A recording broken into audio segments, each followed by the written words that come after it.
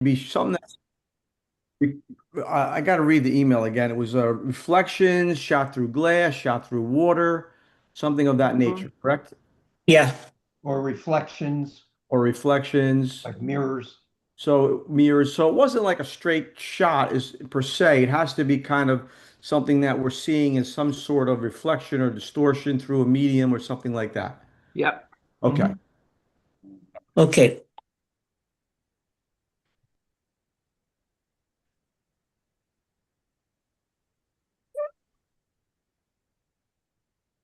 Okay, gang. I'm going to start with open B, and there are 8 pictures in this contest, which means that we'll have a first, second, and then any honorable mentions.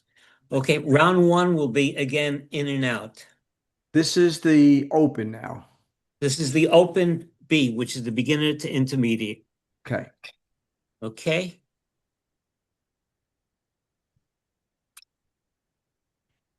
Feathers, pearls, and flowers. All right, we've got some very interesting things going on here. I like the swirls at the top of this gold that's going on. I think the angle at the flower, the main flower is being presented looks good too. Where I get hung up is I have a hard time understanding what is the intent of the photographer. We've got a cluster of a lot of things, and I think each one of them is overlapping so much and they're competing for attention.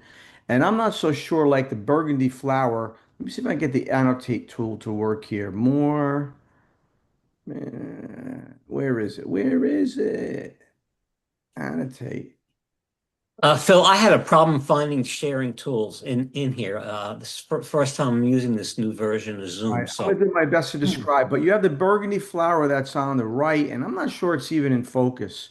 You know, your background very much competes with your main subject. We have like a tabletop or something in the lower right corner. We've Mm. got that little bright curl at the lower left corner, and then we've got some like greenery that's not part of what you have here, a little above the lower left corner in the background. So, like, the background as well as the layers of your main subject are really competing for attention. I think we have a lot going on. My suggestion is to simplify this or, present it in a way, that we can, understand it a little bit more. 6. a real Caribbean sailing ship.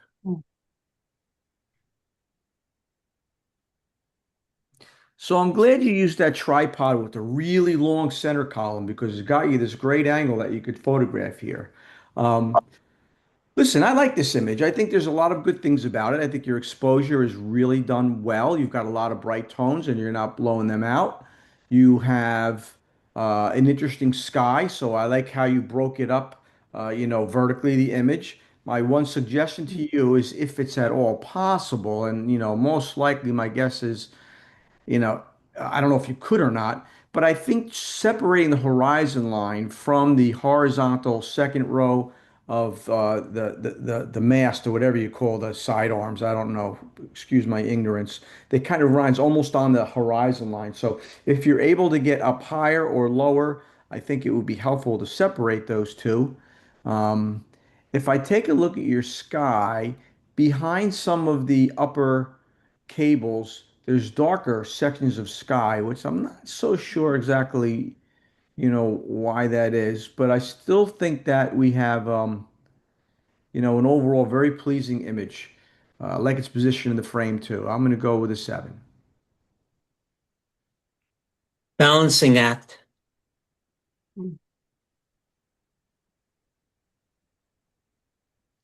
So I appreciate the joy in your subject, having fun, and I'm sure this is somebody that, a grandchild, and you're having a lot of fun too. And I think it's interesting what you did.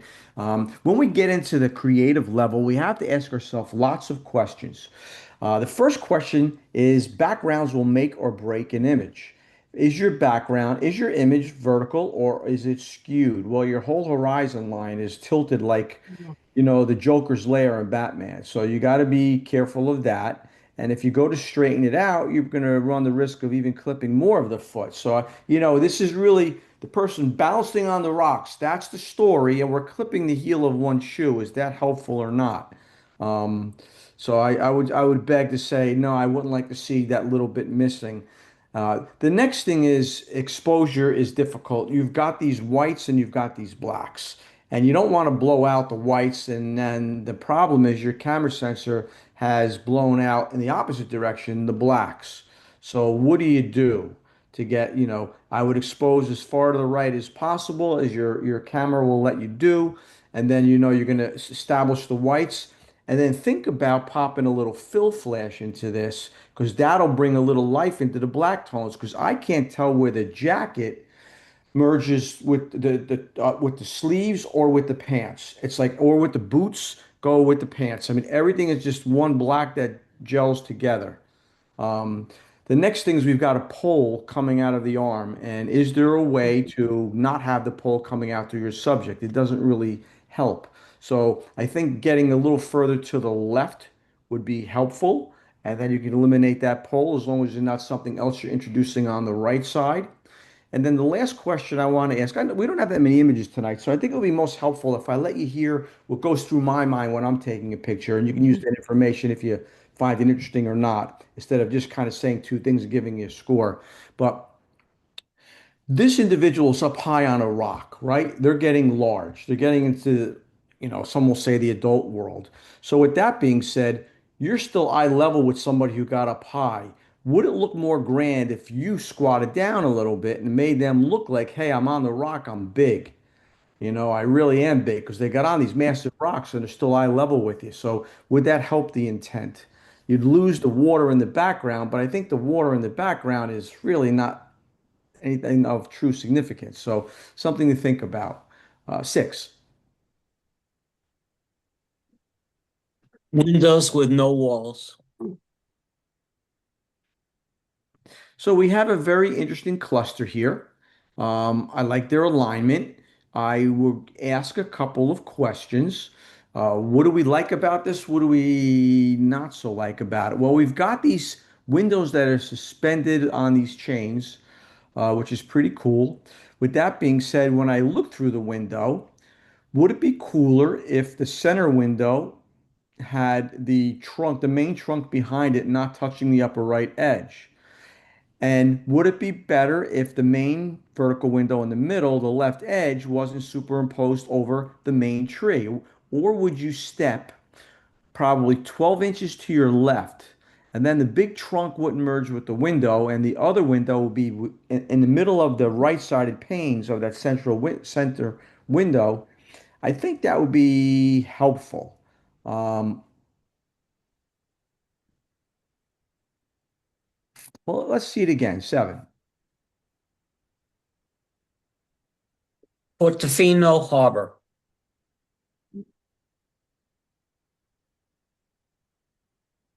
Spectacular place to photograph. Um,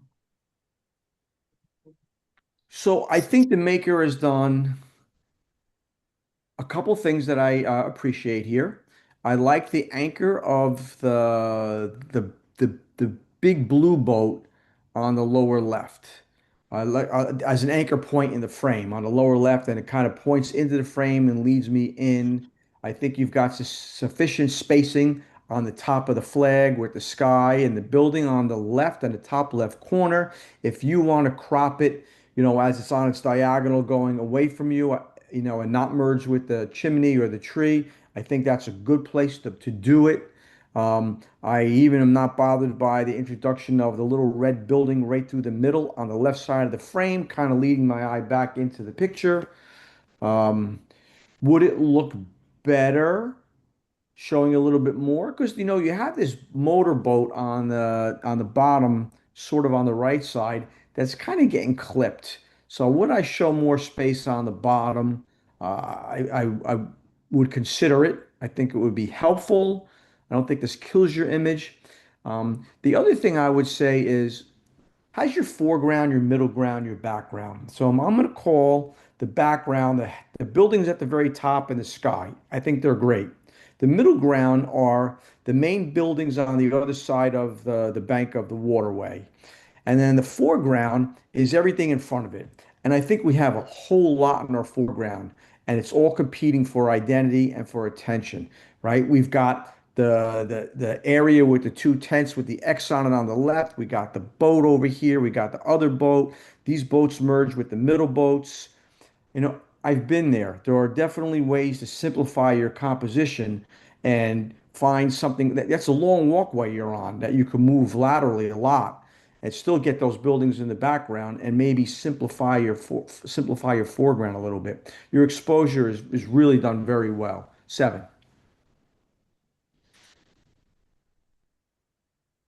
Bright and pretty.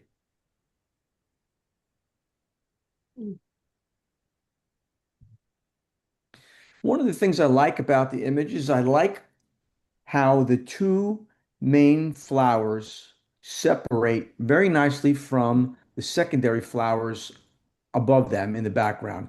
And that's mainly because of the size difference between the two. So I think that works out really well. And I'm glad that the petal on the flower on the left is not overlapping the petals on the top left, on the smaller flowers in the background. I want to ask though, we're using selective focus, so you're trying to draw my attention to the main flowers, which is fine. Um, is it helpful to have all the stuff in the lower left corner? I don't know if they're napkins or papers. There's like microscopic accordion or something, and then you've got like the giant oversized salt shaker. I'm being a little stupid with my comments, but these things, are they helping your composition or not? Do they have a purpose? We've got the inclusion of the dark line coming right out of the flowers at the top, going right up out of the frame, and then we have the X on the right side. Or could we take this flowers in a vase and change our scene and do the same thing you're doing? I think that would be helpful by making me focus on what you want me to focus on. The next thing is we've got a lot of dark areas that are devoid of detail. I kind of wonder if those main flowers are enough to occupy this format with all the space everywhere else. Um, Six. My amber boat from Tallinn.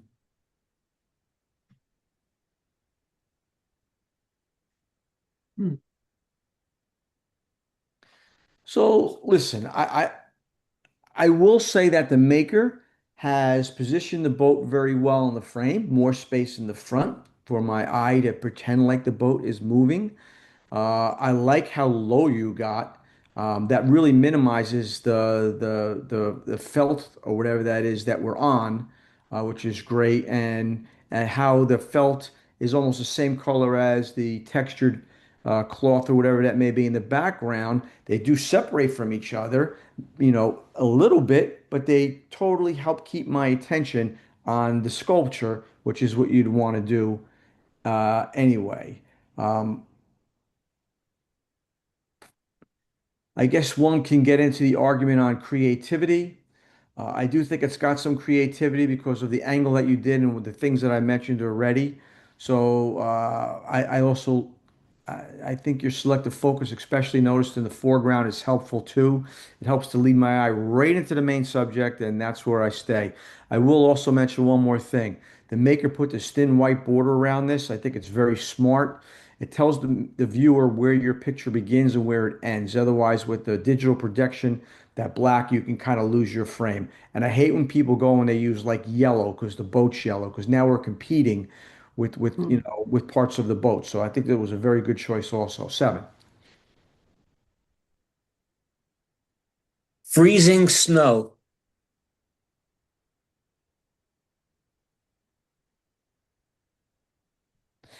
Yes, and beautiful textures in that freezing snow. I like the pattern of the top half of the metal sculpture, for lack of a better term.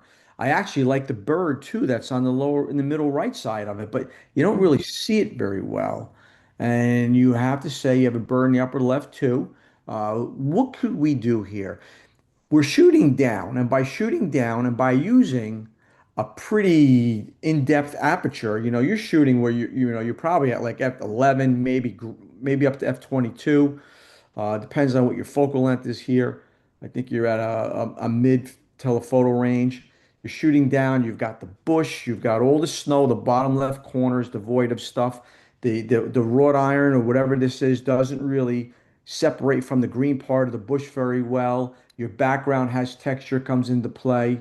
So I want to ask, when I'm looking at this, what do I like about this? Why did I take the picture in the first place? I'm going to go out on a limb here. I'm going to say because you like the way the snow fell on that metal sculpture more than anything else is what made you come and take this picture in the first place. Because the bush isn't that interesting. Your snow on the ground is not very interesting. That sculpture with the snow on it is very interesting. So, with that being said, I think we should simplify this composition. I think you need to get lower. You'd eliminate all the bush or most of the bush. By getting lower, your background will get further away. As long as it's not something terrible that's going to get introduced, your background will get further away. Shallower depth of field, it would blow out. You're getting tighter. My attention would stay totally on the thing that catches my eye, which most likely is what caught your eye. If you're not going to do that, then you need to do some dodging and burning to open up, the dark tone so I can see where this wrought iron is going on the bottom third of the frame. Six. Okay, so now round two, we have four. Okay. A Caribbean sailing ship. Do I get so I'm not going to get to see them all first. I'm just going to go in and score them, right? Oh, hold on. You know what? You don't I have don't to. see why not. Okay. You don't have to. Yeah. Okay. I'm ready. You ready? Yes. Nine. Okay. Yeah. Nine. Yeah. Nine. Okay. It's a good. Windows. Okay. Windows. I'm gonna go with an eight. Okay. Portofino. I'm gonna go with a seven. Okay. My Amber boat from Tallinn.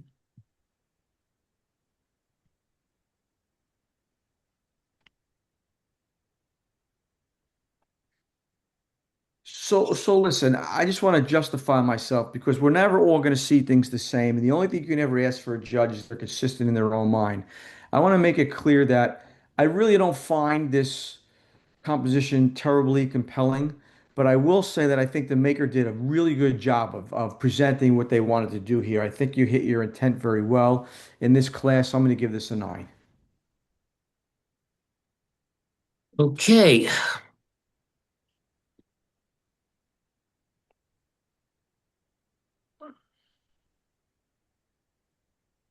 This is for first and second. I'm gonna go with the real ship, the real Caribbean sailing ship, as opposed to the artificial sailing ship. Well, I thank you in both cases. Okay. Oh,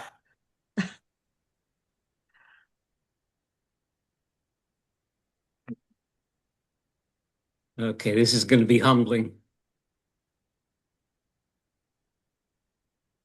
Hold on a second. Let me just open B, second place. My Amber boat from Tallinn. Me. Thanks, guys. yeah. And for first place, Caribbean sailing ship. Mark. Yay. Tough competition, Mark. Yes. So, Mark, I just want to say my wife loved the hat that you sent her as that gift. Thank you very much. You're welcome. I have a lot of hats, by the way. Very good. Okay, now we're going to do open A, and we have 12, so it's first, second, and third, and any honorable mentions. Okay. My Sweet Ride.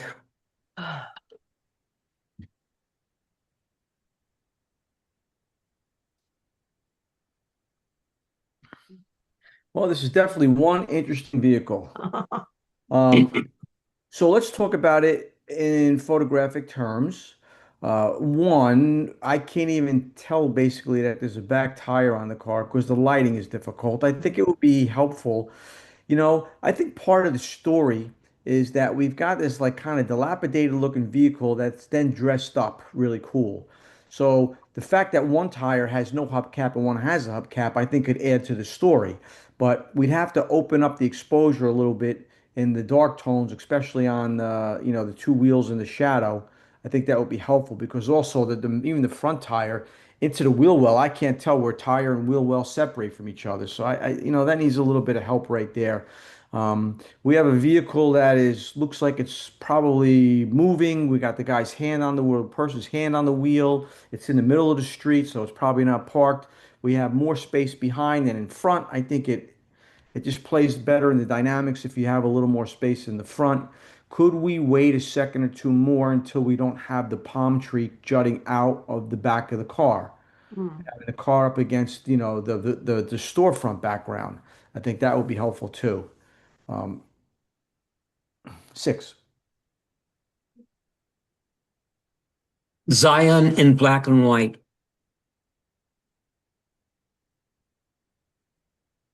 So compositionally, there's some things I like about this image. I do think that you picked a very nice cluster of background to have as your background. I like how it's a diagonal coming from the top left down to the bottom right.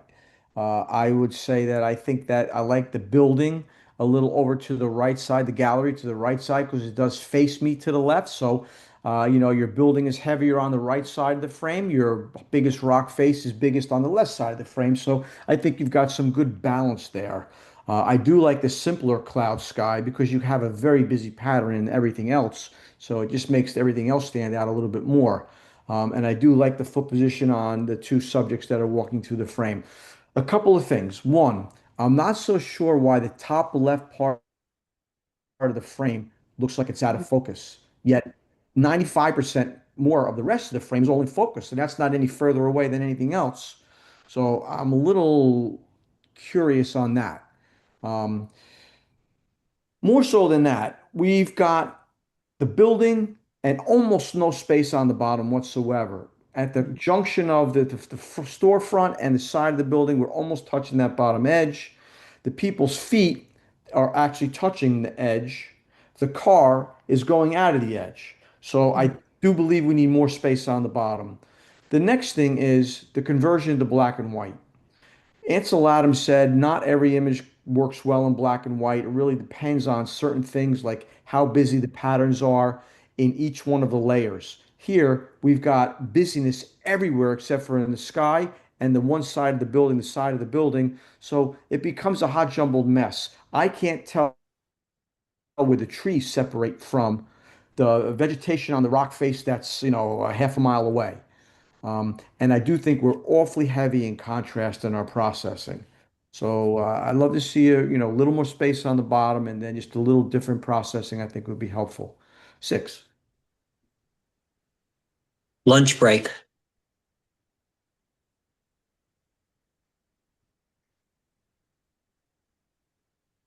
All right, quite a few things I like about this image. I really like your angle of view. I think where you've positioned yourself is very strong. You've got separation between the chair in the front and the person who's sitting, the main subject. And even though they clip the arm a little bit, this and that, and the hand clips the newspaper a little bit, that doesn't bother me. It's so subtle and it's part of a scene. And I know I've complained on other images, so I'm telling you why it doesn't bother me on this one, so that at least I'm consistent in your understanding of what I'm trying to say. But by getting on the three-quarter diagonal almost, you're also introducing that shadow on the wall that separates from the arm. And I think that's really cool. I think that shadow is like a bonus thing thrown into this whole mix. Um, uh, my only thing about this image that I think would be helpful is two things, and they both regard to exposure. I do think that you could select just the dark blues in the pants and just open it up a little bit so I get a slight bit of a wrinkle or a texture instead of it kind of like, because like the crotch area and the left leg, which is closest to the wall, are just one, dark. I'm not so bothered it's under the table, but the other one that's out into the light has got 90% of the same problem. So open that a little bit. And then the last thing is one of the best tools we've gotten in the digital age is that histogram on the back of the camera. I do think that the histogram is more important than seeing the actual image. You can look through the viewfinder and see the image, but you got to be able to see that histogram. I have both exposed on the back of my camera because the newspaper some of the brights are a little blown out. So you got to make sure that you're not touching that right side of your histogram. Otherwise, you got to tone back a little bit, and then you can open up the shadows a little bit more. Still a very nice image. 7. Yellow wobbler. What species? Oh, you didn't want to buy the bird book. Okay. So, this is not a nature competition, so it doesn't matter to me that it's on what I think is probably asphalt. It's irrelevant what it is. It's fine. I would say the couple of things. I think you've positioned it well on the frame from left to right and from top to bottom. I don't think you positioned yourself in an ideal position, meaning you're shooting down on the bird and making it kind of look a lot less significant. I do think that, if there's any way for you to get on the ground, I know it's easy at our age, but a lot of us can do it. Get on all fours, get on your back knees, you sit up, and then you can get up. Most of us, it might be a challenge, but angle of view is hurting a little bit. Um, in in the processing, there are two things. One, some of your yellows are blown out. You could see it just anterior to in front of the wing on the right side, and you could see right in the middle of, right above the leg, that yellow's a little blown out. And it may or may not be because of exposure. It might be because of saturation. Your saturation is pushed too far. And I think it's hurting you on those two spots right there. The other thing is you're very heavy in your contrast. Um, I think you're changing how it looks. A little nitpicking thing that's not in the scoring, because this person's doing overall, you're doing a very nice job. I think you're processing more than anything is where I'm getting a little hung up. Your background is so uniform everywhere, except for in the upper right corner, you got this red out of focus something. And then you have one on the upper left, and just clone those out. Because like if this came down to the running between two great images, I mean that's going to be a deduction right there. For now, I'm not going to deduct it. 7. Lovers.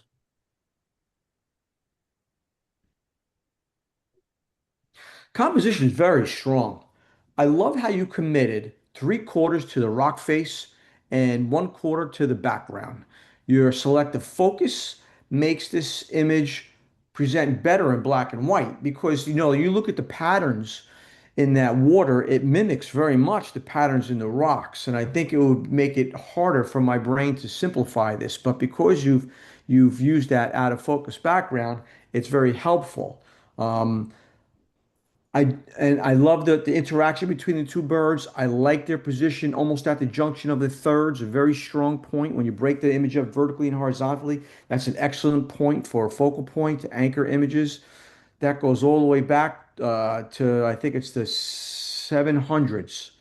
There's somebody who actually discussed that. Um, I will say in the processing, we've got a couple of things here that are a little fugazi, as the Italians in the audience understand. One, your exposure is a little rough on the white birds. You've got some blown out white areas. That's the focal point. That's what it's all about. You gotta make sure you're not blowing out your whites. I think the whites in almost every scenario dictate where your exposure should fall. So if you have time at the end, you want me to talk to you how to do that in capture, I'm glad to do it. So that's one thing. The next thing is in the processing, we've done something else that's a little fugazi. I want you to look at the edge of the rock face. Start at the lower left corner and work your way up. You see how you've got a thin white halo around the rock face between the water, even when there's dark water behind it, which means we did something, but we didn't take it all the way to the edge because it runs up the whole rock face. We've got a thin white halo. If you're going to change the background, make sure you expand a little bit in Photoshop. You go up to select at the top, drop down, modify, and then you're gonna expand. You can even feather, expand by 2 or 3 pixels, feather by 2 pixels, your effect, and it will probably blend in better so that nobody can tell. 7. High rise. Yep, it sure is. So, where do you crop your image? I think it looks great right where you did. Um, you know what's nice too is the two sides aren't really mirror images. Look how you have the relief comes all the way down on the left, yet on the right side, because of the light, you see it's up higher. You know, you're keeping your cages in the middle, your terraces in the middle. I do like the space in between that lower right window up the right side, so it doesn't touch the edge. I like very much where you crop the bottom. I think it was smart to do it and not show the window pane, the horizontal part of the window pane. You maybe catch it a little bit on the right window, but you probably didn't even notice it, so we're going to let that go. Um, this way, you know, you've got a clean, dark area instead of something tight close to the edge where it's going to compete with the border for intention. Great cropping on the top. I think the sky may be a little bit over dark, too a little bit too dark, a little bit too blue, but it's still a great image. One of the things that I would do and is not in the scoring is I would probably select the top terraces and open up my shadows a little bit. I think it would be helpful to separate the different layers a little bit better than they merge together once you get halfway up. I think it would just be more helpful. Seven. Nest builders and nagging wife.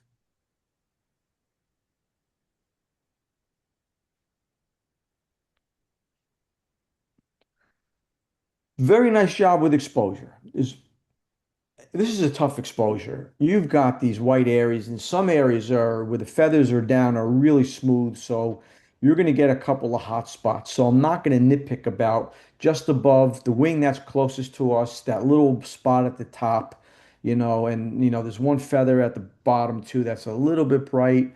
I like to use Vivesa where I can select those and just tone them down a little bit, a little small area. I think it's very helpful. You can do it with layers masks too, but I'm not going to nitpick on that. It's not going to be in the scoring. It's very minuscule. I think you depress the shutter at a perfect point in time. No merger between the birds. You've got the feet before the landing up in the air, the toes extended. It does merge with that branch, but this is the way it is. This is this environment. It's the prettiest of nests. No, not really. Sometimes you can find nests that have a little cleaner backgrounds. They present a little bit better. But for what this is, I think you've done an excellent job storytelling with the nesting material. She's about to take it. She's all excited. He's coming in. She's complaining that it's, not big enough, not small enough, whatever, because that's how marriage works. We never do anything right. Um, my only argument would be, would I leave a little bit of space for the perceived end of the females? The female's the one that's not in the air. The female's legs. Something to think about. Seven.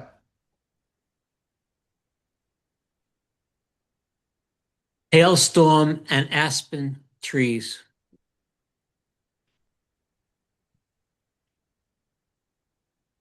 So I think your shutter speed for the hail was a good choice. I think. And I say I think because I'm having a hard time and I'm using my imagination to try to decide what's hail on a slow shutter speed and what's not. Um, I do like the streaking effect if that is the hail, which I'm guessing it is. I do think that the conversion to black and white is hurting you. This would probably look a lot better, excuse me, in color because look at the dense, contrasty pattern that replicates through all the layers of this, whether it's the trees to the ground vegetation to the ground where the hail is in the foreground. Um, so I'm not so sure that conversion to black and white, especially excessive in the contrast, is your friend for this particular image. Six. How's the water? I commented on shooting down before and you make things look less significant. And, although I almost all the time agree with that, I think in this particular image, it's got intent. It's got intent to show the shadow separated from the pool, show the dog in the pool. I like where you position your elements. You have everything kind of leads me into this picture. You got this vegetation on the left pushing me in. I like the separation between the shadow of the dog at the top of the frame and the edge of the tip of the vegetation. Very good. No merger there. I like the position of the manhole cover in the bottom, the space between the tail of the dog that's in the pool. They're kind of looking sort of in each other's direction. Um, I think you're breaking rules here, and I think you're doing an excellent job of it. I like it very much. Seven. I've got my eye on you. Yeah, that is one funky looking alligator eye. Um, I love alligators. And I think that this is a very nice sense of place. I like your choice of selective focus so that the foreground and the background go out of focus, which helps to keep my attention on this alligator. Um, what I would recommend is move slowly, but go remove the leaf at the front of the snout and then go back and take your picture. I think it would be helpful. All right, I'm just kidding. And it doesn't bother me, that leaf, and I don't want you to do that. But I'm just making sure you're not sleeping because, Jerry had a lot of wine, so he may start snoozing any minute. Uh, you got really low. You're really making this image come to life. I have one little nitpicking thing to say about this. You pushed your yellows too far. Look at all the yellows. The leaves are too yellow. The water's too yellow. The crocodile's too yellow. You see it around the eyes. So be careful with your processing. I think we pushed this a little too much. Seven. Erasing time. Yeah. So what do we like about this? This is the first question I asked myself. Why am I taking this picture in the first place? What made me want to do this? Well, I'm going to go out on a limb and I'm going to say the individual against the sculpture. If I'm wrong, let me know. All right, next question I want to say, what are my secondary accessory pieces in this? Reflection. I like the reflection. I like the diagonal leading line coming in on the floor that leads me to it. I am not in love with the fact that your sculpture, you have a background that is really so simple, except for the entranceway vertical rise with the windows, that you could have taken a step to the right and separated that from, because that's merging with what's in the background, and that background part is not the best. I also think you should break this up more with your two background elements. You've got your diagonal coming from right to left, and you've got your low and vertical on the left side. They're kind of split right in the middle of the frame. Why not give more space to one versus the other? What would I give more space to? I think I would go more to the wall on the left would get more space because my sculpture gets higher on the left. So that would be 2/3 of my background. This would be 1/3 on the right. By moving to the right, I would separate all of that. You may block out some of the guy, but I'm going to tell you, the guy's got a stick. Maybe he's cleaning the sculpture or the floor or whatever. Say, hey, listen, I'm taking a picture. Is there any way I can get you to take a step to the left and a step forward? You're going to be in silhouette, and it'll be a great interplay against the size of the sculpture to show scale. Most likely, the person would do it, especially if you say, I'm going to send you, it's not going to get published, and I'll send you a picture. Why don't you give me your email?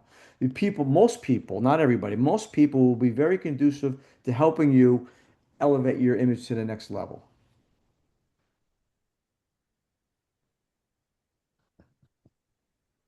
Hmm. Seven. Okay. Cross at the green, not. I like that. I like that. Leaving me hanging on the title. Thank God I'm old and I know the rest. So I do think we have an overall very pleasing composition. I like that you've committed more space to the top versus the bottom, and I think that your subject is pleasingly placed in the frame, separates from the car in the background. When I say your main subject, your foreground subject. You've got the people on the other side. I like the spacing of the Steve Madden signs on the left side and Chase.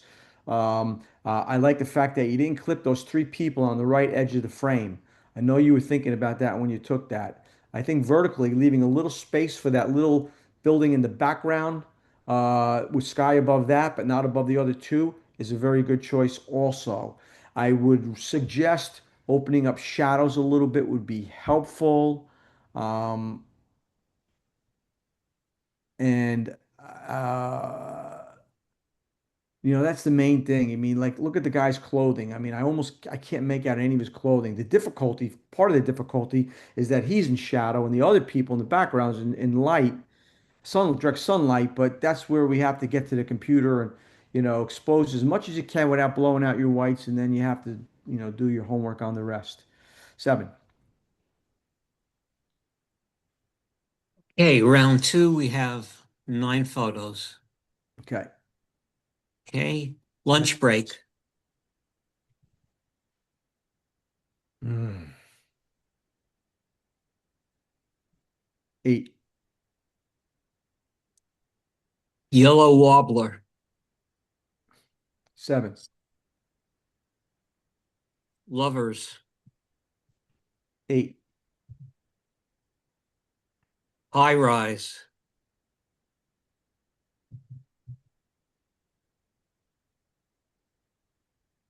9, Nest builders and nagging wife. 9. Really, really great image. 9, How's the water? 9, I've got my eye on you. 8, Erasing time. 7, Crossing at the green knot. 8. Okay.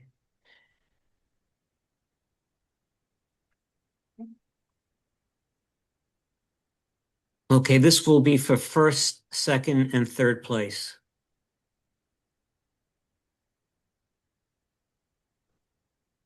Okay. All right. Can we go a little slower, please? Sorry. That's all right. All right. Stop a second. Let me take a look at this. All right. Now let's see the next one.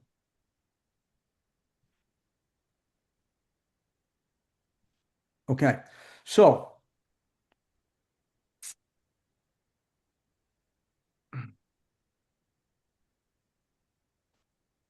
I like all three of these images. And,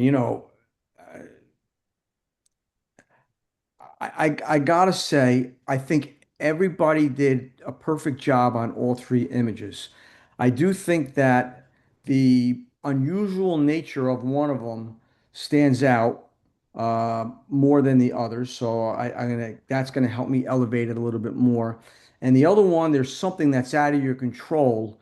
You've done a perfect job of what you could do, but what's out of your control is the background. And I do think the background, makes it, where I can hang my hat on a couple of things. And again, it's not in your control, but I'm going to go with these dogs in the pond. I don't have one thing that I can comment in a negative light on this image.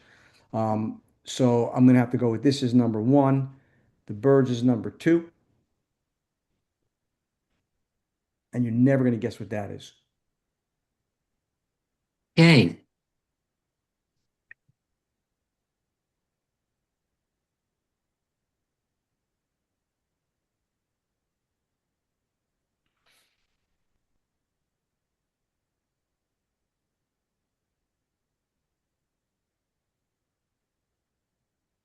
Stonebridge Photography, Open A. Third place, High Rise, Dan Sudberg. Dan, beautiful as always. Wow. Second place, Nest Builders and Nagging Wife. I love that title, Mario. Beautiful. And first place, How's the Water? Dan, once again. Wow. Okay, now we're going to be looking in through the looking glass B. Okay.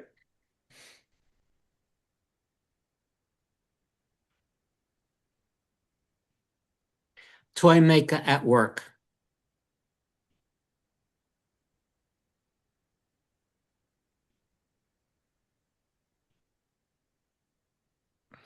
So listen, I like the composition very much. I like the story that's being told. I do think that your border is starting to become overpowering. I'm not taking points off for that. But I'm going to say, and whoever's in charge of this competition, I have a question right out of the gate, except for a little faint hint on the left side in front of that vertical stack and just below it. I can't even really see the reflection, and the reflection isn't really uh, adding strength to this image in any way, shape, or form. So with that being said, am I correct in, giving this a 6? Uh, if you're leaving it to me to judge the reflection Well, aspect, or you're the I'm going to judge, go so with we'll a 6. I'm going to go with a 6 for that reason. okay. Phil, you have an option of either scoring it or if you think it doesn't meet the criteria, you can DQ it. Oh, and it definitely has a reflection, so I wouldn't DQ it, but That's Okay. fine. Okay, let me get to the name of this. Ready for business. okay. So in this particular image, I think we have an interesting cluster of glasses. We're not showing the bases, not that you have to, but you do have that bright reflected area along the part of the lower part of the frame. You know, to take something bright at the edge like that, I'd either like eliminate that or show more and show the base of the glasses. That would be one thing for sure. The next thing, when I get to through the looking glass, what am I seeing through the looking glass other than, you know, light? And the one glass on the left has blown out light. So I'm not so sure that the glass that's the third one from the right is in focus. Look at the stem. Um, I'm going to go with a six. Is there still DNA?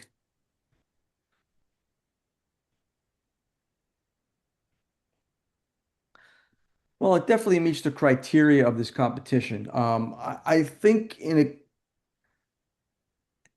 a competitive sense, we have a couple of things that I'm struggling with. Um, One is the reflection of light that's coming off from your light source and reflecting off this ice or acrylic or whatever this may be. Um, is there a way to block the angle of that light by having someone stand in front of it so that you get more even light everywhere? The other thing is dodging and burning would be helpful because the tail is it's pretty dark. I think we need to balance the exposure on this image. Um, I'm going to go with a six. Feeding time.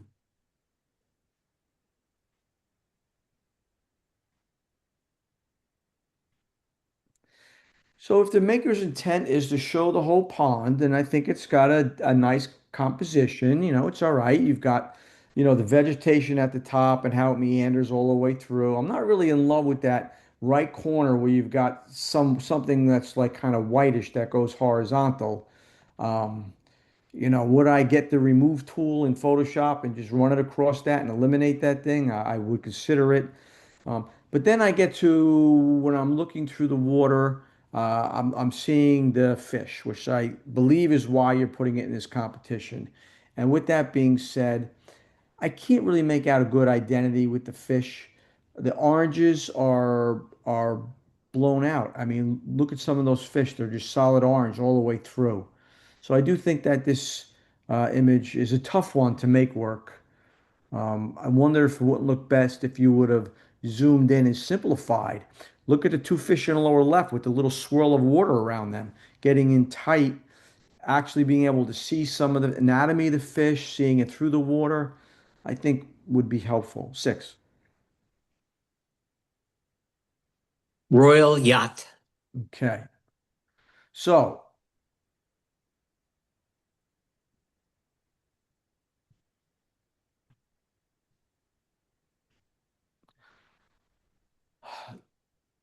we've got we uh, all right. So really cool vehicle.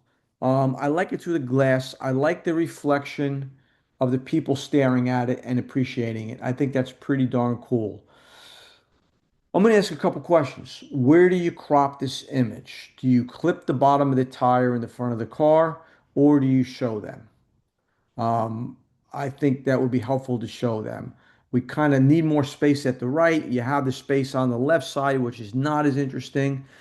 The biggest challenge with this is reflections of the people. I think that the people reflected through the window add to the story of appreciation, how this thing is protected behind glass, and it's gorgeous. But would I position myself so that the person taking the picture has a pole coming out of the back of their shoulder? Um, I don't know if that's you or not, but it's, that you got to look at all aspects of your viewfinder and say it's coming through. All right, that's one thing. Look at how this person's shooting down. Would I get lower or not? I would consider maybe squatting a little bit, but you don't have to. But I think that might be helpful. The front of the car is the most attractive of everything. We don't show it. Is it because we can't see it through the glass if we went to the right? If it is, I would include it. The next thing is you got to wait till the people in the right position. You got a lady on the left who looks like she drank too much Jerry's wine. She's about to tip over with the white coat, right? And then you got the person to the right of the photographer whose foot's starting to come in. He's about to kick the photographer. Those people are not helping the intent here. So this is one where you're going to wind up doing almost changing almost nothing, but waiting for quite some time until the right people have moved out and the right people are standing in position. Um, it's up to you whether you want to be in the picture or not yourself. Six. Looking at you, looking at me. Yeah, pretty cool. This is like when you went to go visit your grandparents during COVID, right? You couldn't go through couldn't get in the house. I mean, that's a terrible joke, but I mean that's what it reminds me of. I'm not trying to be funny either. Um, I'm going to ask. I love the intent here. I think it's great. I'm going to ask a couple of questions. One, shooting down on this person, I'm not really bothered by it because you're probably taller than this kid and they're looking at you through the window, so that's fine. We got the guy in the background who's sneezing, and we're clipping his head. Would we wait again until the background kind of worked a little bit better? Would I try to get those people out of the picture because I don't know that they're really helping what's going on? If you moved a little bit to the right, could you eliminate them? Could you separate that circular thing in the background in front of before you get to the golf course with the window pane? Uh, so I like the path that you're on, and then balancing exposure a little bit. She's a little bright on the shoulder, on the left side of the frame, the right shoulder. Seven. So much wine. Yeah, you get Jerry there for 45 minutes. He'll clear most of that out. Let me tell you right now, Jerry, it's your fault. You throw me the glass. I can't help myself. Um, so listen, I like the sense of place. I think the glasses are great. So now this is a still life. Where do we position our elements? What elements are helping and not helping our image? I do like the vertical height with its separation of the glasses in the foreground and the bottles in the background. Nice job with that. I do think that you're going to ask that napkin in the lower right corner. Does it help? You got clean square edges everywhere else. Does it help? No. The yellow doily or whatever that may be on the dish at the bottom, does that help? No. It's obscuring those two glasses. There's two glasses on the right side. They overlap each other and they hit the right edge of the frame. So do we need to take the time, like a still life, and position our elements where we want them? It would look great with three compared to the large cluster in the background. How about the glass that's going out of the frame on the lower left side? Does that add to the story? Unless you're saying you're drinking too much and that's for the water later and the aspirin, I don't think it really helps. So the more questions you ask yourself before you depress that shutter, the more happy you're going to be with your final product. I think those two glasses would look great if they could be there with the stuff in the background. And maybe if you move to the left and concentrate on the two of them, then you would see the vertical wine rack as your furthest background and not the car through the window would be helpful. Because right now you got your foreground, those glasses all to the left, and then all the way to the right, you got this void in the middle. So moving to the left, positioning your elements would be helpful. And the last comment would be open up your shadows a little bit. It really can use it on the bottles of wine, the table, the napkin. Six. Great beer. Hmm.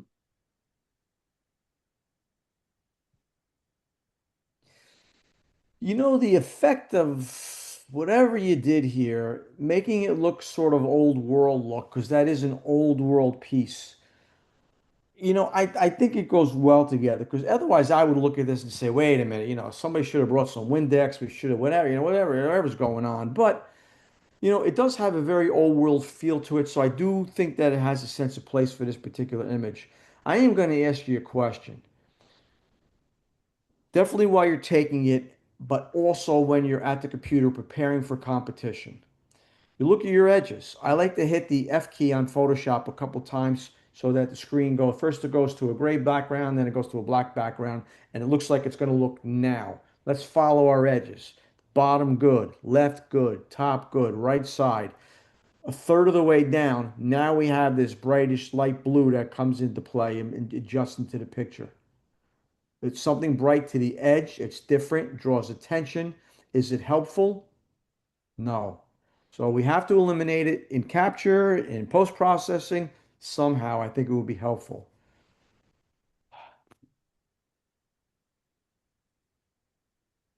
I think the reflections also help, so I can't even tell what they are. They help to making this look even more old world. Let's go with a seven.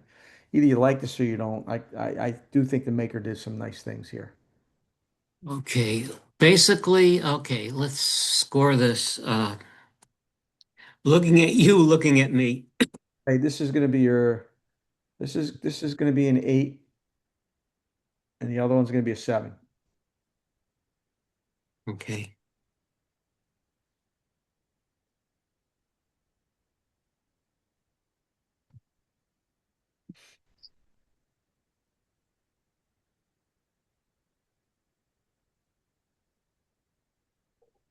Looking through the looking glass B, second place, great beer, Jerry Morelli, definitely beer. Okay, first place, Jerry again, looking at you, looking at me. Congrats, Jer. Okay. Now the last one for the evening is the looking glass on A. You know, Jerry got first place and he doesn't look happy. I hope he's not going to drop a dime. I'm going to tell my wife we're going into the witness protection program. Okay.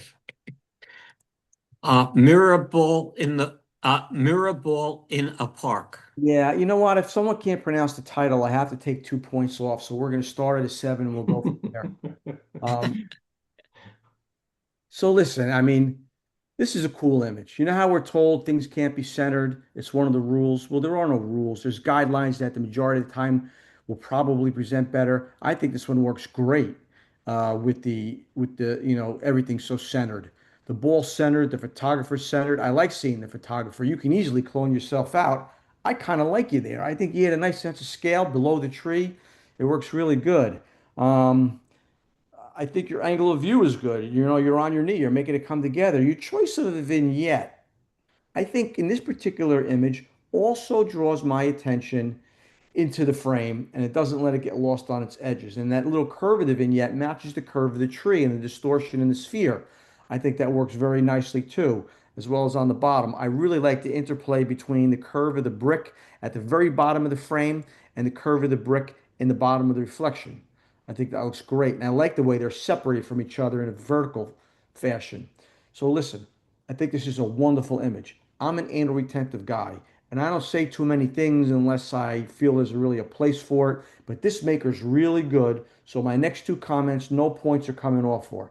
But you're this good, I want to mention something above and beyond what I normally would say. There are two things I think that you could do to help this be a little bit more perfect. The first thing is there's a jar on the left side of the porch. Do we need that jar? It's clean everywhere else. The background is kind of uniform on left to right, and then we got a little jar of goldfish that doesn't really help anything. Clone that out. The next thing is the only real dominant color in this whole thing is the blue, which is fine. It looks great. But then the other little dominant color you have all this brick, which is subdued in color. And then you got on the right side of the lower half of the sphere, you got the vertical riser brick that's like a vibrant red, drawing my attention to that. And that is not significant. So to make this, a 10, I think that you take that red and just select it and desaturate that one little spot. And then it doesn't matter. Um, Absolute nine. It's a wonderful image. Okay, well, it's first round, so I'll give it a seven. Oh, seven. Let's get a nine anyway on the night. Yeah, I figured that. Another view of the garden.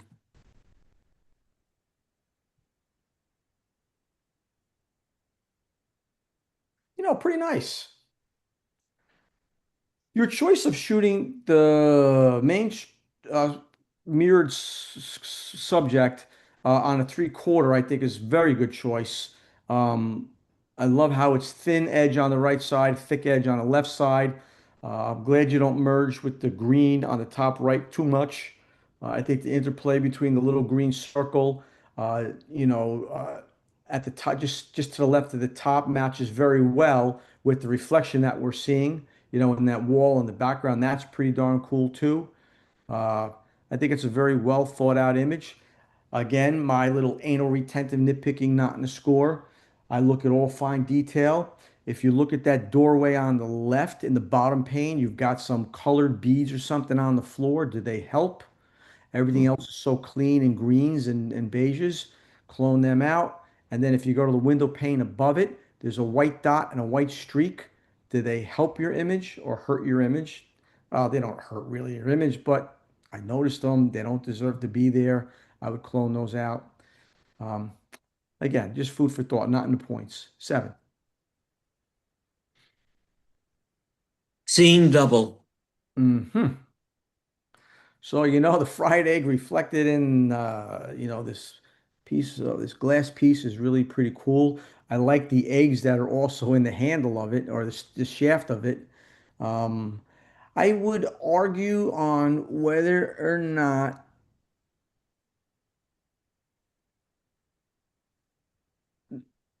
the focus, the glass is in focus. Neither of the real egg or the reflected egg is in focus. I don't know. The squiggly line at the top and on the bottom, you've got, that white circle at the bottom. I just think we can clean this image up a little bit. It would be helpful. I'm going to go with 6. Inside, outside.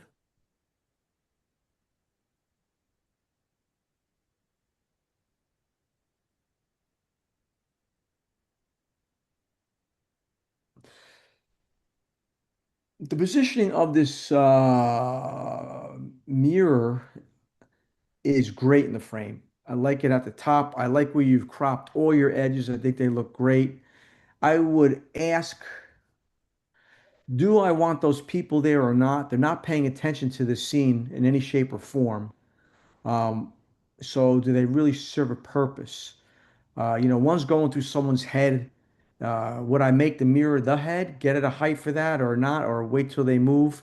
And then you got the person, the guy in the red shirt on the left side merging with the really cool mannequin head. Does that guy help this picture or not help this picture? So I love everything you're doing. I kind of struggle with the two people. If they were staring in, I think it would be one thing, but they're not paying attention to the intent of your photo. Um, 7. Glass ball by a window.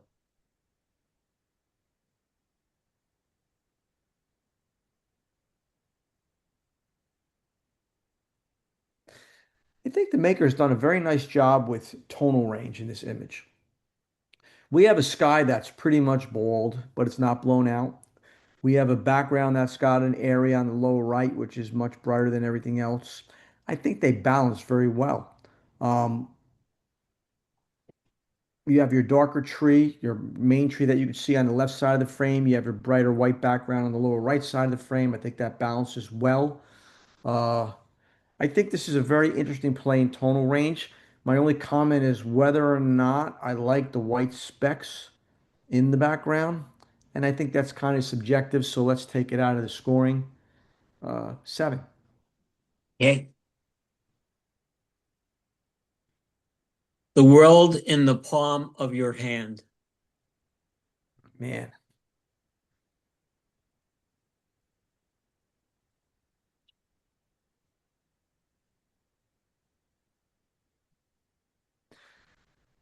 So I like your intent. I think it's pretty cool. I'm not so sure I understand the purpose of having, the mummy looking hand holding this thing. If you didn't say hand, it took a while for me to even figure out it's a hand. And does the mummy looking hand really play with the scene. We have a summer scene in the desert, and then we've got this, I don't know what kind of glove it is. So I'm having a little bit of a hard time putting two and two together, and it is what it is. Um, we've got, the bright reflection in the top and the middle. Could we do a little something with that or not? I mean, I would try. Uh, the next thing is, do I like the reflections in the lower right, in the right corner, the right blue sky on the right side? You got some reflections of something coming in, but this isn't really about, reflections. It's really about seeing through the glass.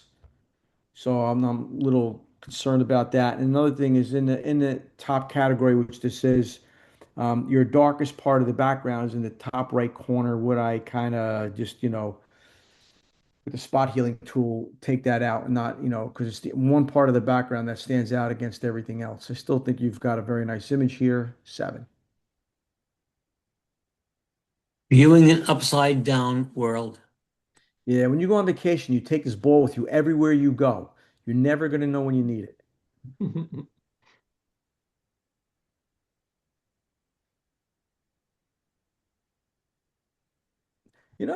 It's kind of cool. It's kind of cool. I like the way the whole thing is composed. I like the way it lines up. I do have one little nitpicking thing, and that is, the rock reflection in the bottom of the sphere is not that attractive, but it does kind of match the rocks at the top left corner, and that's at the bottom right, so it gives balance if that's what you're trying to do. So be it. No points will come off for that. But I will say that you're a little overexposed. Look at you see in the sphere, you see that little white spot in the top left corner, which is possibly the sun that's reflecting. I don't know if it is or not. No, probably not. Look at the angle of light, but you got that white spot. Um, right behind it in the rock, that's blown out. You really have to watch your whites when you're capturing because otherwise you got to rebuild that with either AI or something because it's blown out. You can't even tone that down. 7. Coming or going. He's going to be going to the doctor if he walks into the mirror at that speed. So listen, we've got a mirror image, right? Yet look at the words in the glass at the or on the background at the top. That's kind of cool how they don't match. And Hmm. they don't match because one's reflecting what's over here and one's what you're seeing it straight on. And I think that interplay works really cool. Good spacing for the feet. I will say that we got a little bit of color cast. This guy looks awfully jaundiced. You better get to the liver doctor. So just kind of watch your color balance. But it's really really cool image. 7. Okay. A scene in downtown Chicago.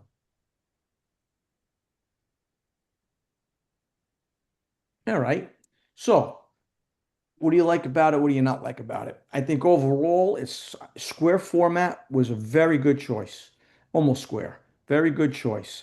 I love the separation of the big building on the right, the big building on the left, and the colorful building in the middle. I think the change in coloration of the one building in the middle really makes this picture at the next level. Whether you had something to do with that or not, it was a very good find. If you look at the building that we're looking at, that everything's reflected from, you've got that circular positioning at the lower right corner. Great place for that. I think that works out really well also. Um, Exposure is great. I love that you've got the lighter browns on the left side, then you get into the dark browns. I think that helps to the vertical patterns that you composed.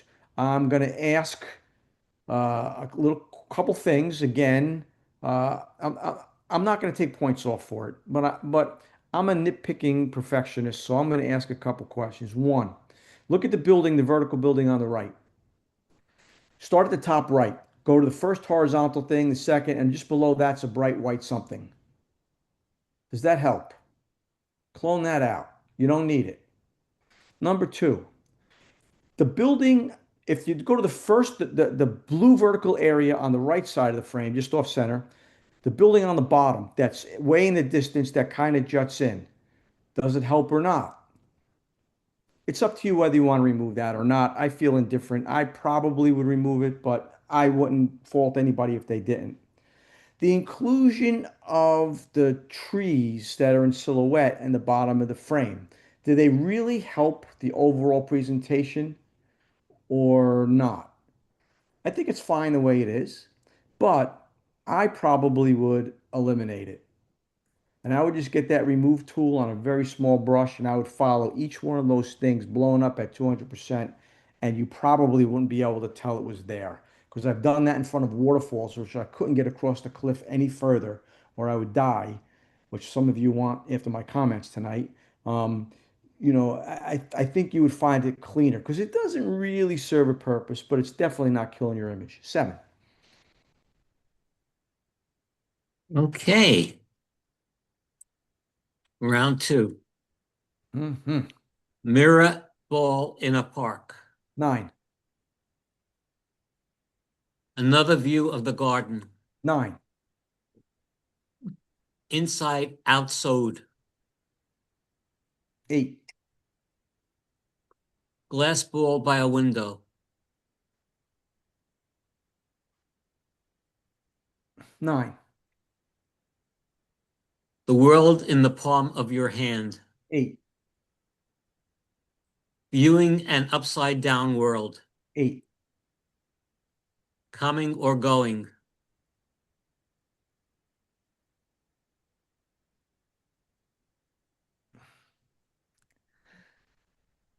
Listen, I got to be consistent. I love this image. The guy's jaundice. I can't give something with a noticeable color cast that I commented on and give it a perfect score. So because of that, I'm going to go with an eight. It hurts me to do it. A scene in downtown Chicago. Nine. Okay.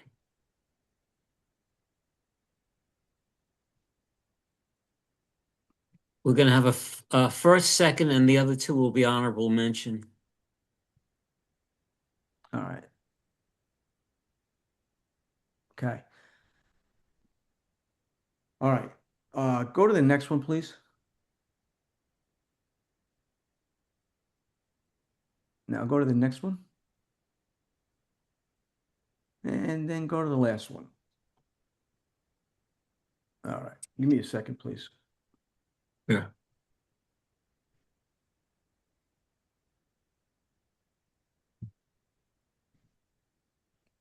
No, no, no. Just go to the right. Stop that. I'm sorry. That's okay.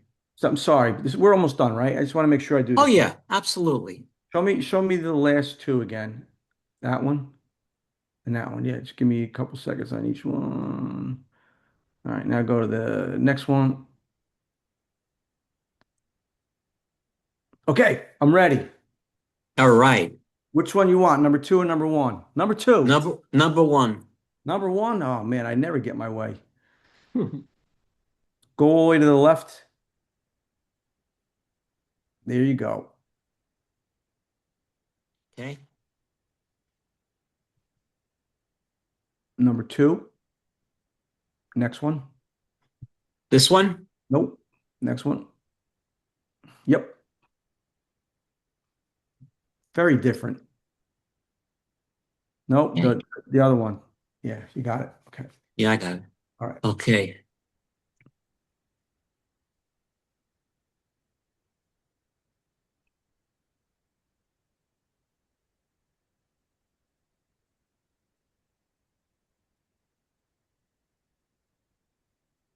Okay.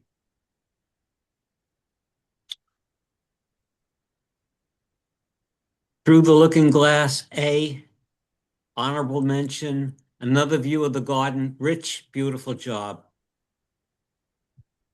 A scene in downtown Chicago, Mario, really cool.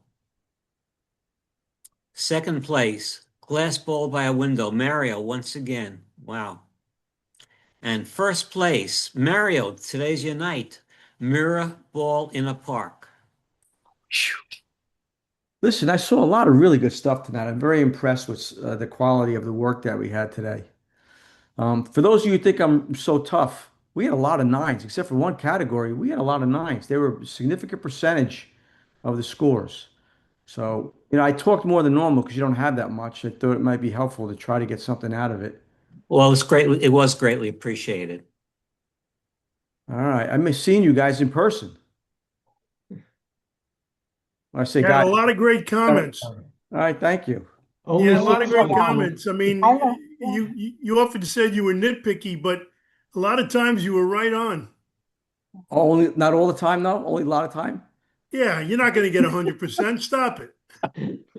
All right. I can live with that. I can live with that. All right. You know what I would really appreciate since I gave up my night to do this, if we could just do a little karaoke one at a time. Dan, can you go first? No. No? Okay. All right. I love Wheels on the Bus. If you know that song, that would be awesome. Does anybody have any questions about tonight or want me to explain anything, or do you want to argue with me on something? Feel free. I got one for you. Early on, you mentioned something, and I'm sure all of us have heard it. Just to be clarify, what did you mean when you say, uh, oh geez, exposed to the right? Okay. I'm glad you asked that question. So let me start with this. Um, you want exposed to the right for a couple of reasons. Now, the new digital cameras are getting better and better, that it's becoming less and less important to do that, but it's still of benefit for a couple of reasons. This is a little bit of a long answer. The first answer is you see how you're blown out on some of those images. Like the guy with the reading the newspaper, that simple image would have gotten a nine for me, but the newspaper was blown out. I can't, like the guy's face with the mirror, I can't make a comment like that and then still give it a perfect score. Otherwise, I'm not really, being consistent. So that newspaper was a little bright. The key is when you take your image, you look at the back of the camera. If this is your histogram and this is the right side, I'm doing this in reflection, so I can't see which way we're going here. You don't want to touch the right side. Anything that's riding up the right side is blown out, loss of detail. You can never bring it back, even if you decrease that exposure slider. So I think whites in most images are the most important in most images. You never want to blow out your whites. Now, white may not be the color white. It's the brightest tone in the image. So if the brightest thing you have is yellow, you don't want your yellow to run up the right side. All right. Now, when you take an exposure slider in your raw converter, whether it's Camera Raw or whether it's Lightroom or whatever else, there's other programs out there, when you move an exposure slider from right to left to decrease the exposure after you've captured the image, you do not introduce noise, and you do and well, that's the first thing. I'll get to the second thing in a minute, okay? And so you can change your exposure. When you ever move your exposure slider from dark to bright, left to right, one of the problems is you're introducing noise. So your image starts to look worse and worse the more you open up your dark tones. So I like to capture my images as far to the right as I can without touching that right side to one, eliminate those dark tones. But here's the other big problem issue. If you look at a histogram and you break it up vertically into fifths, everything that in your histogram is going to change by whatever you're photographing, whether there's a lot of bright tones, middle tones, dark tones. So when sometimes you read you should have a bell-shaped curve. That doesn't. I read that you can't get a bell-shaped curve unless you have a bell-shaped image. It doesn't matter what it looks like. Its position is what's most important. Anything that's captured and falls in that histogram on the right side, in that right fifth, captures 2000. I forgot the actual units, but it's kind of like bits of information per pixel. But that's not the right units, but it's something bits. But that's the concept. The next fifth over captures half the amount of information, 1000, bits of information per pixel. The one in the middle captures half of that, 500. The one to the left of that is half of that, 250, and the one all the way on the right side is 125th bits of information per pixel. So whatever falls on the left side, all the way to the left of your histogram, is capturing tremendously less information as what's falling on the right side. So I want to try now, like if I took a picture of you in your shirt right now, Rich, I got to make sure that I don't blow out the whites, right? If they're important, right? You may say, well, I don't really need to see the white in Rich's shirt, so it may not be the best example, but suppose I had to see them. Then I want to get those blacks as far to the left as I can without blowing out the white. So I have to move that histogram to the right. It's very easy to do. I'll explain it in a minute. Move it all the way to the right because now I'm going to take everything and I'm going to catch that much more information out of everything. My blacks may go from 125 to 250, which is twice as good. So, and if any of the blacks are touching the black riding up the black side, you're never bringing them back. They're always going to be black.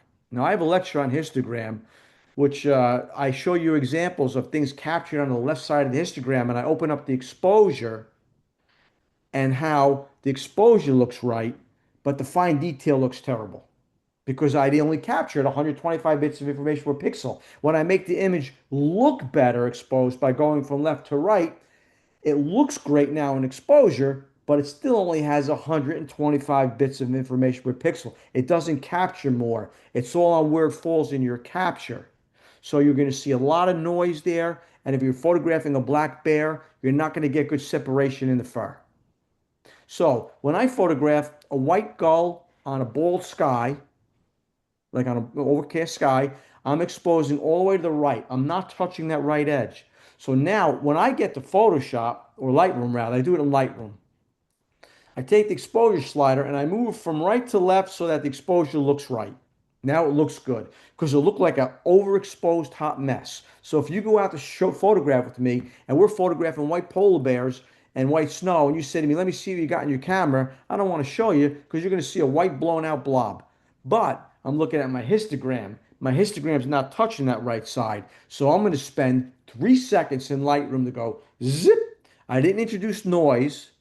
When I make it darker exposure where it's supposed to be, I still have 2,000 bits of information per pixel because it was captured all the way to the right. So if you're photographing a great blue heron in blue water and everything is basically middle tone, it looks best when your histogram, now that's going to be pretty much a bell-shaped curve histogram, and it's going to be right in the middle, and the image is going to look perfect. But I didn't capture it with as much detail as if I moved it to the right. The problem is the great blue heron's got a lot of white up in the head area, and I got to make sure that those whites don't touch that right edge. Did you all follow that part before I explain something else to you? If not, let me do it Yeah. again. Okay. The next thing is not everybody's camera is the same. Not every camera is the same. So I shoot with the Canon R5 and I shoot with the Canon R5 Mark II. In my R5, I can capture all the way to the right, just shy of touching that right edge by a millimeter. And when I get to the computer, I move that exposure slider from right to left, and my whites are still blown out. And they shouldn't be because I'm not touching that right side with my R5 Mark II. With my R5, I go right to the edge. With my R5 Mark II, I got to come back 10%. So just do a test.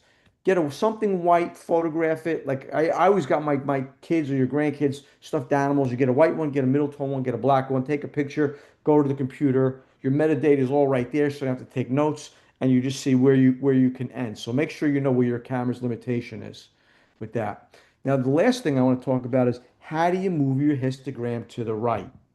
It's really very simple. Say you're not comfortable with understanding exposure as it relates to shutter speed compared to aperture, then, and you like to photograph in one of the program modes, which would be aperture priority, where you pick the aperture, but the camera picks the shutter speed to make the image appear middle tone. Now, a white bear in a white on white snow is not middle tone. So what's it going to make that bear look like? Gray. Great. Now, what if you had a black bear in shadow in a dark forest? Your camera's going to overexpose it, which may be a good thing as long as there's nothing bright in the picture. because now you're moving the histogram left to right, but it's going to make it middle tone. It's going to take it and it's going to make it in the middle. It's going to be a little overexposed, you know? Um, so what you're going to say to yourself is, what's most important that I control? Aperture or shutter speed? Depends on what you're photographing. Say you're doing a scenic and there's no wind and you know that you want to be at f16. So you go to aperture priority, f6, aperture priority f16, take a picture. Look at your histogram and see where it falls. If it falls in the middle, you know you've got room on the right. You could push it to the right. So all you do is you look and say, what did the camera do on aperture priority at f16? Well, it did f16 at 1/500th of a second. Well, I want to move the histogram to the right. So what do you have to do?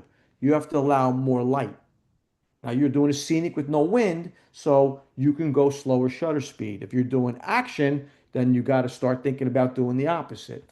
All right. So now I want to add more light. So I'm at f16 500. Let's go to 2/50th of a second at f16 in manual mode and take a picture. Your histogram will have moved to the right. Suppose you're still 20% from the right side.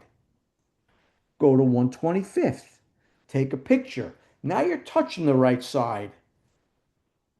Set your camera up in third increments, go back a third. Now you're not touching. That's your exposure. You got it. Now you captured the maximum. If you need more than that, you may have to go to HDR. Yes, Mario. I just wanted to ask you, can you accomplish the same thing by using exposure compensation, Yeah, like very staying good in question. aperture? Yeah, very good question. But here's the problem. That is harder. That's harder because now you got to keep clicking the dial and clicking, which you have to do the other way too, but it's a smaller button that you have to move instead of the bigger button. So now I know which one does aperture, which one does shutter, so I don't even have to take my eye away, especially if I'm doing wildlife. I could just change both and look at my histogram inside my camera too. I've got an inside finder so I can see it.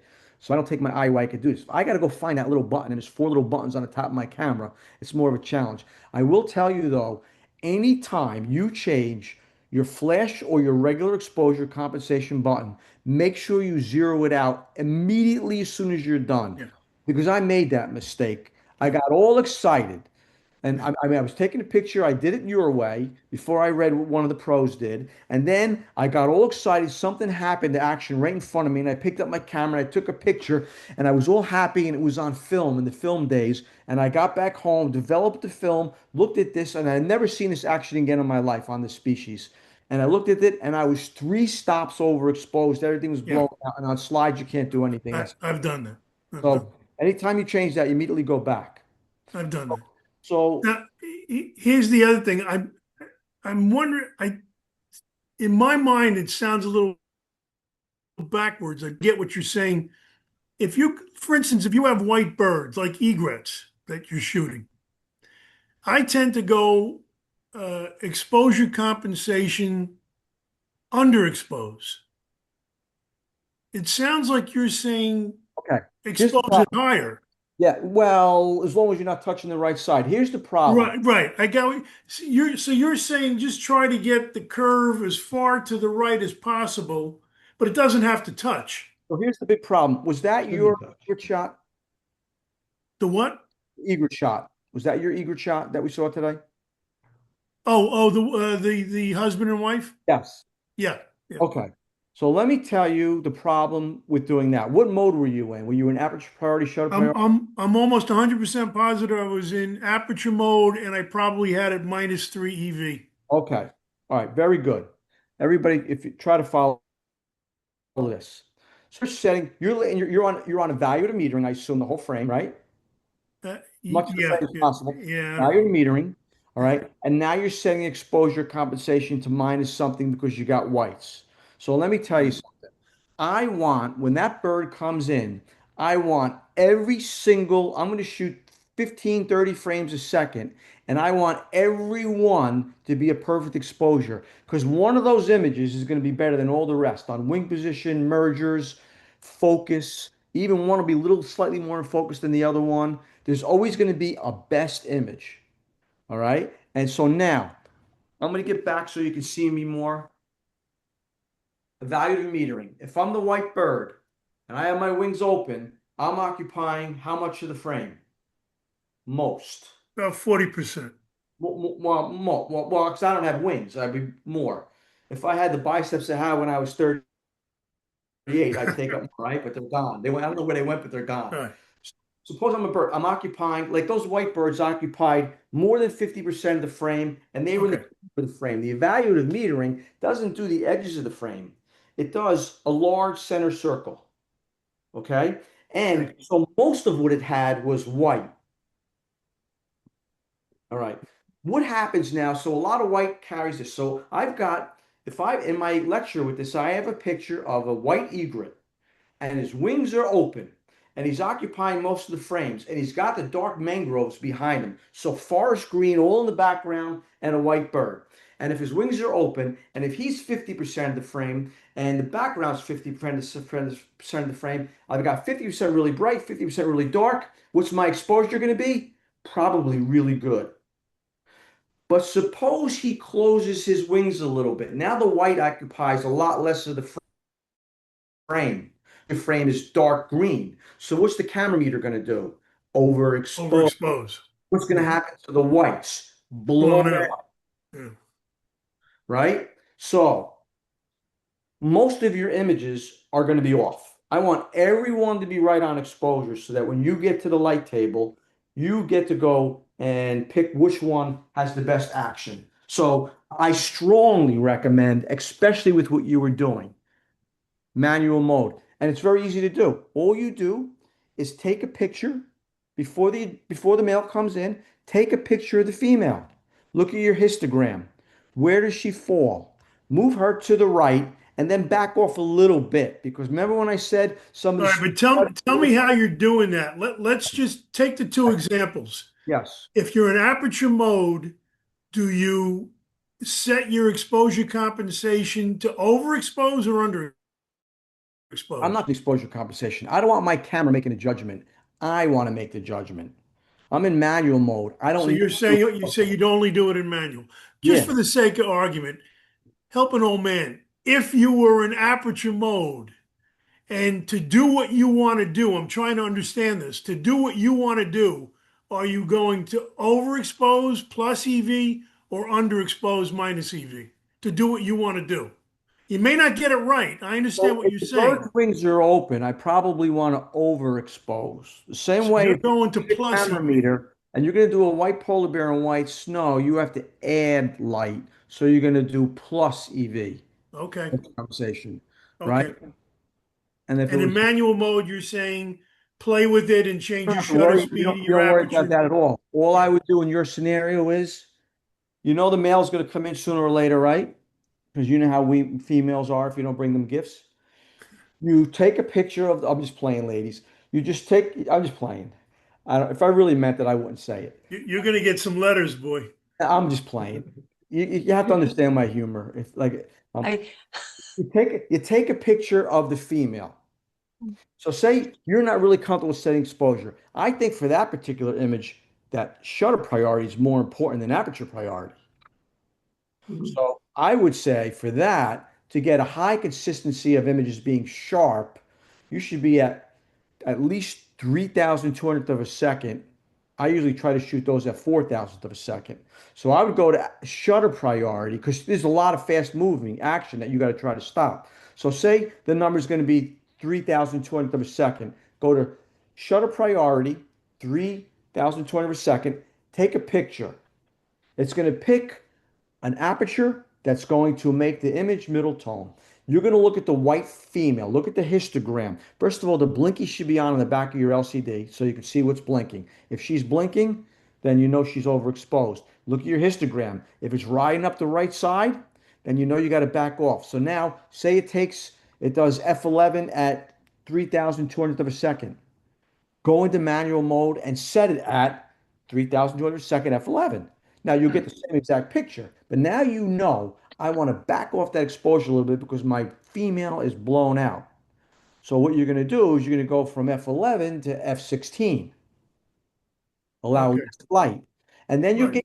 now leave a little extra leeway at the right side because like the neck if the feather's not extended, they become really smooth. They're going to blow out, just like you saw on Yeah, your image. So you got to leave a little bit extra leeway.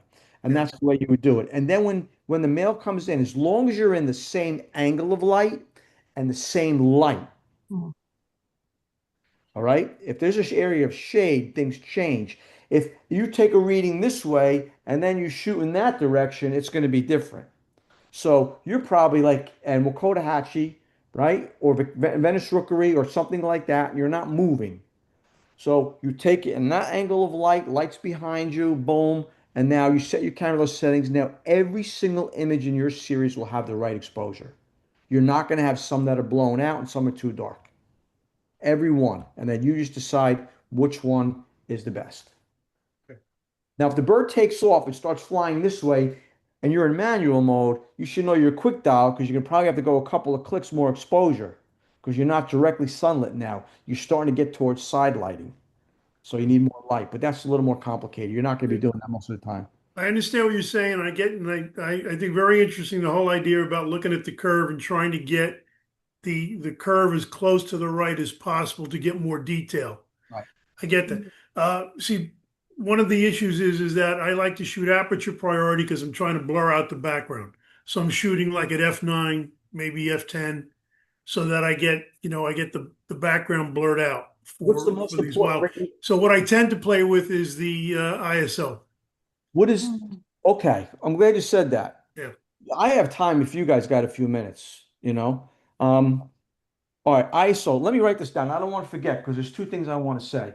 One, it was my sticky notes here. I want to talk to you about ISO and I want to talk to you about Nick. Okay. So, what's your most important rate limiting function in taking that particular image? It's shutter speed, right? And if you're going to go to a faster shutter speed, you're going to be forced to go to a shallower depth of field unless you start pumping up your ISO. Right. That's the way to calibrate. Sometimes, if I have a lot of sun, the shutter speed will be Right. okay even at So, f9, f10. next thing I want you to think about is what is your image size, your magnification? Well, if you took a ruler up to how big your actual image was, where the bird is, you're probably looking at 10 feet. So you don't need a lot of depth of field for an image size 10 feet. You could probably shoot that at f8. And as long as the bird's not coming in on a diagonal towards you, everything's going to be in focus. Now, I would recommend you go more than f8 because sometimes they're not really totally coming in parallel to the back of your camera. I call it the film plane because we've all seen film in the back of the camera. Most of us have never seen a sensor. All right. So I'd probably try to get to at least f11 on that. So if the background's far enough away at f8, f11, it's going to be more out of focus. All right. But now, if I photographed the great white and he was standing there and I was filling the frame and his wings weren't open, now my image size is only 4 feet. So F8 is not getting me the same depth of field as opposed to when it was 10 feet. So if he's standing there, I'm absolutely trying to get to F16. The one in flight, I don't need F16. So you mentioned pumping your ISO up. I want to let you know that the higher your ISO, the less fine detail you get, the more noise you get. Now, I'm going to get back to that and two other things with the Nick aspect of this. There are software programs that decrease the noise and sharpen. They're really very good. I happen to use Topaz, but I will say that it doesn't correct everything. It definitely helps a lot. Mhm. Nick Palmieri, who's my photo buddy, we just went on vacation together. He's one of the guys I shoot with all the time. Him, Roman, Susan, Candelaria, these are my tight core of people I photograph with. We were having this conversation 2 weeks ago when we were doing Florida birds, and he's like, "You don't need to do that anymore. Stop telling people that. The new ISO on cameras is so good that you can open up exposure and this, you can do all this stuff, and you run it through Topaz." And you know what? He's right, but not totally right. Because I will tell you, I have the state-of-the-art camera that I'll put up against anybody's camera. And if I shoot at ISO 3200. There's a difference between 2000. I could see it. I could see it. I'm a nitpicking guy. You heard me tonight, right? I've Oh seen yeah, oh yeah. you may not see. And if Mm. I go down to ISO 1000, it's definitely even a little bit better. And even if I do the noise reduction, it's still not quite the same. They're usable, but I'm a perfectionist, so I want perfection as close as I can possibly achieve. I don't get there most of the time, but I'm going to try. So I try to keep my ISO as low as possible. I know with my camera, ISO 2000, I'm usually happy with it as long as it's in good light. Now, if the light gets bad, you're forced to go higher. But then, it becomes more and more challenging. And I will say with the new cameras, with my R5 II, I can open up the shadows and have way better detail and still noise, but less noise than I could with the generation before. You have to test your camera and see where you fall, and then you have Right. to decide where your standard is. So Nick is right, but he's not totally right. It depends on how Mm. close to perfection you want. So I- that was a very good People question. used to tell me years ago that and I would never believe it because I was always trying to go no higher than 800 ISO or Mhm. 1200 ISO, which is ridiculous now. I got a full frame Nikon. Right. People, especially down in Florida, are telling me that I'm shooting at 6,000. It doesn't mean a thing. It So does. now I go up higher and I find, it's really not that bad. But It's maybe way I'm better not than as it was. nitpicky But as you. but you know what you do? Go out and do a test. Get somebody's stuffed animal in your backyard and put it out there and get like what I do with my daughter is I got a white stuffed animal, a black stuffed animal, and a middle tone stuffed animal. And I photographed each one of them Mm. with the same settings. I did it in sunlight, I did it in overcast, I did it in low light. And in the sunlight, things were not so terrible. By the time I got to low light, it was a big difference, especially in the darker fur than it was in the, Mm. you know. Right. So run a test yourself and see how good your camera is. Zoom in and make a judgment. But my suggestion is that you keep the ISO as low as you can to achieve your goal. But with the new cameras, don't be afraid to make it higher. But most people are trying to shoot egrets in flight. You listen to Roman, who's another good friend of mine, and I don't agree with one of the things he's always preaching, is shoot it at F4000 at F22. Just pump the ISO up. Why do you need to shoot an egret in flight at F22? You don't need to. You're going to get your background, you're going to get less clean, smooth backgrounds. Your bird doesn't Right. present as well. And it is not as good as if you shot it at a lower ISO. Let me ask you one more question. I hear everything you're saying. I'm not sure if I have the rule in my head. We're talking about depth of field. Yes. Um, so let's just say F9. Okay. Does your depth of field get deeper the longer you're like if I'm shooting 120 millimeter as opposed to 600 millimeter, is the 600 millimeter at F9 a Mario, wider depth of field or shallower? that's a great question. That's in my How to Photograph Wildlife lecture. So let me give you a Mm. little synopsis. In the lecture, I have examples that I could show you. All right. The longer the lens, the longer the telephoto, the shallower your depth of field at any given aperture. So it gets shallower. Shallower. Shallower. So if I'm Nice shooting to see.